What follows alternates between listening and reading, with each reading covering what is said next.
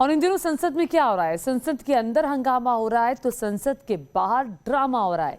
सदन के शीतकालीन सत्र के दौरान पिछले 4 दिनों से यही देखने को मिल रहा है, जिसकी वजह से ना तो लोकसभा और ना ही राज्यसभा में कार्यवाही हो पा रही है और जनता का पैसा यूं ही बर्बाद हो रहा है। वो अलग, राज्यसभा के 12 निलंबित सांसदों को लेकर आज भी संसद में हंगामे के पूरे आसार हैं।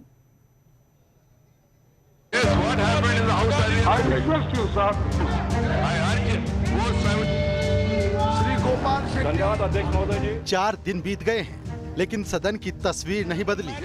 वही हंगामा, वही शोर शराबा बदस्तूर जारी।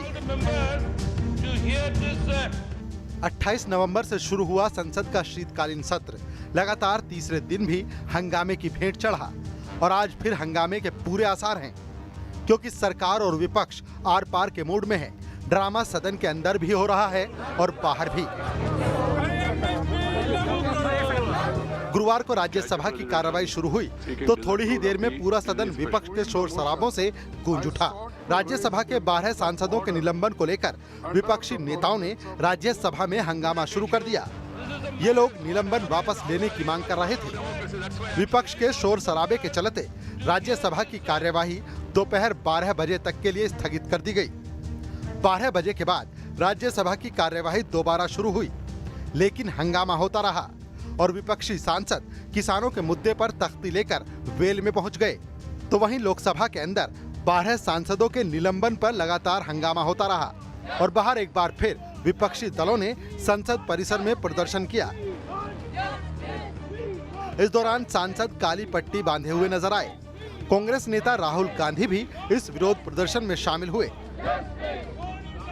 राज्यसभा से निलंबित किए गए 12 सांसदों के निलंबन की वापसी के लिए विपक्षी पार्टियों के सांसदों का धरना और प्रदर्शन संसद भवन परिसर में गांधी प्रतिमा के पास चल रहा है। निलंबित सांसद जहां धरने पर बैठे हुए हैं तो वहीं दूसरे सांसद खड़े होकर मोदी सरकार के खिलाफ नारेबाजी कर रहे हैं। उनकी तरफ से साफ ऐलान कर दिया गया है कि जब तक सांसदों का निलंबन वापस नहीं होगा उनका विरोध इसी तरीके से चलता रहेगा। नारेबाजी और हंगामे के बीच विपक्ष का आरोप है कि सरकार उनकी सुन नहीं रही और अपनी चला रही है।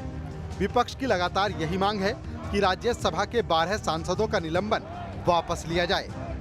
सरकार ना बहस पसंद करते हैं, ना दूसरों की राय सुन के समझ के अपना काम करने के लिए तैयार हैं।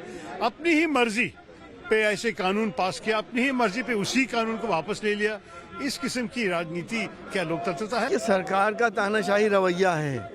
देश देख रहा है जिस तरह से निलंबन हुआ, गैर कानूनी तौर से हुआ और सरकार मान नहीं रही। सिद्ध पे अड़िए कि माफ़ी मांगो, किस बात की माफ़ी मांगो। हम तो ये कहना चाहेंगे कि इस धरने का औचित्य ही नहीं था, इस निलंबन का औचित्य ही नहीं था। इन्होंने निलंबन किया, जब तक निलंबन वापस नहीं होगा धरना जारी रहेगा। तो वहीं सत्ता पक्ष की दलील है कि सांसदों का निलंबन जायज है।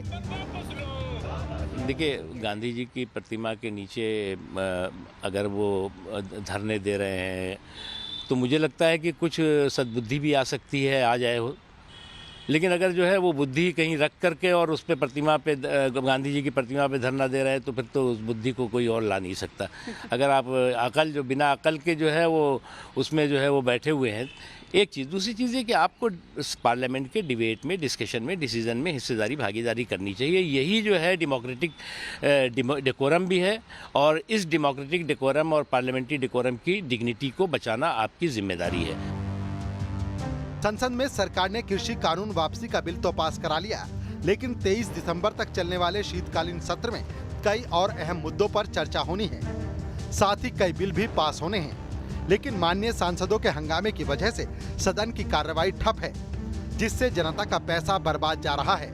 आपको बता दें कि संसद सत्र के 1 मिनट की कार्यवाही का खर्च करीब 2,60,000 रुपए आता है। यानी आप अंदाजा लगा सकते हैं कि शीतकालीन सत्र में लगातार चौथे दिन काम न होने की वजह से कितने का नुकसान हुआ होगा।